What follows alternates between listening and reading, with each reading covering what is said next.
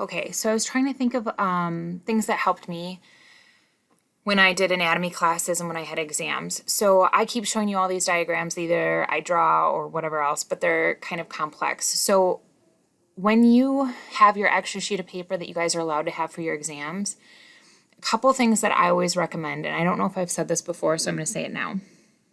You have this blank sheet of paper. Before you even look at your exam, before you even look at one single question, write everything that you know, your normal values, your equations, any concept that you feel like was important. Write it all down before you look at any question.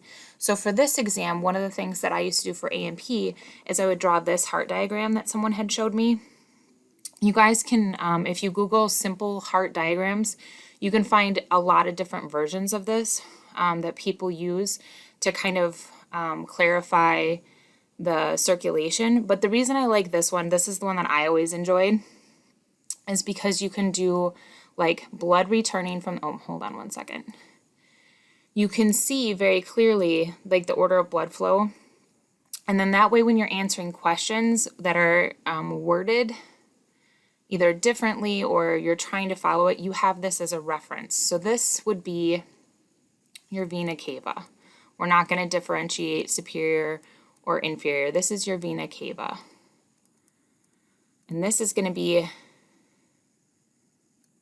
deoxygenated, so you can write deoxy blood from, and really emphasize the from, body. Right? So that way that's clear to you, and that's an easy thing to remember. And then this is your right atrium. You could even put your normal pressures in here, so like that CVP of 2 to 6, and then now you've got that if you want to. This is your, oh, I'm so sorry. This is one of those brain farts thing. This is your tricuspid valve. Forget that I did that. I'm trying to do this quickly before my backup sitter leaves, and I'm a little flustered. So let's do that again. So this is your tricuspid valve. So you can write that in there. And coming through here, this is your right ventricle.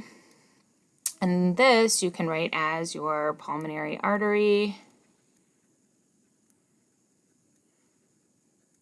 Right here, if you want, you could draw that same kind of little thing as there.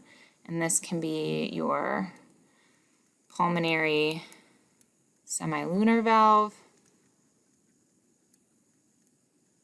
If you felt so inclined, you could write the normal PAP of 25/10 in this. But what I would put is deoxy blood to the lungs. Or however you want. You guys can come up with whatever system works for you. And I know this is getting sloppy, but I'm just trying to get this out as early as I can. And I can do a better version of this, but there's a lot of different examples, and you guys can kind of tailor it to yourself and how you learn. And then over here, obviously, you've got your left atrium. And then this is going to be your pulmonary vein. Right? See how this is a vein and this is a vein? This is your venous return, right? Pulmonary vein. And this is going to be oxygenated blood from the lungs, right? Then you can write down, if you want, your PCWP, so your normal PCWP in here if you want. And then that blood's going to come in, go through your mitral valve, down into here, into your left ventricle. And then this can be your aortic artery.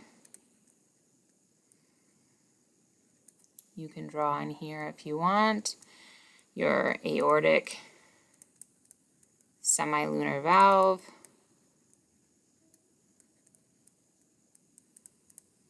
Okay, and then your aortic artery, and this is going to be oxygenated blood to the body. Okay, now, like I said, if you want to add pressures to this, you can. I'm going to not do too many in here because I don't want to make this more messy than it is. But what makes this helpful, if you can practice and then figure out your own version of a simple diagram like this, is on an exam, if I say you have left ventricular failure, where is the blood going to back up?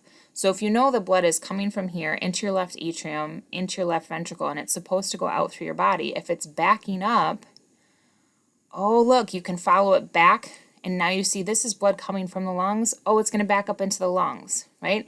If you have right ventricular failure where the blood is backing up and you're trying to figure out, oh, where is that going to back up, right? So you know it's supposed to go forward through your pulmonary artery. If it's backing up and you follow it backwards, right atrium, and then into the vena cava, well, that's going to dump back into the body. So practicing and like memorizing a simple diagram like this is going to really help you to sort some of these concepts out. So like I said, if you don't like this particular version, if you Google simple diagrams for tests, simple diagrams of heart circulation to draw, there's like ones where people draw, let me come over here, they'll draw like a box where it'll be like right atrium, right ventricle, left atrium, left ventricle, and then they'll have like arrows coming off that box and going into the boxes. Like there's a lot of different ways that people have come up with to simplify this. So if the one that I use doesn't work for you, just Google it. There's a lot of different versions.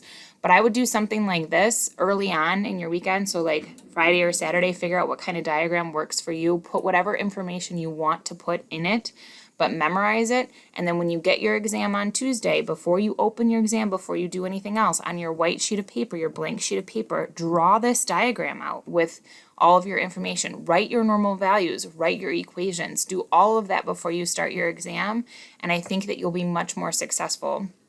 Because I think for this one, when you're talking about circulation, having an image or a diagram to associate it with is so helpful. Plus, if you're having to label a diagram, this is going to have something that is going to help you to really have a good foundation to start with, a simplified foundation. So this is my recommendation to you. And that is all I got. I'll keep trying to post any extra explanation that I feel like will help clarify before Monday. But this is just something that I thought of after the fact.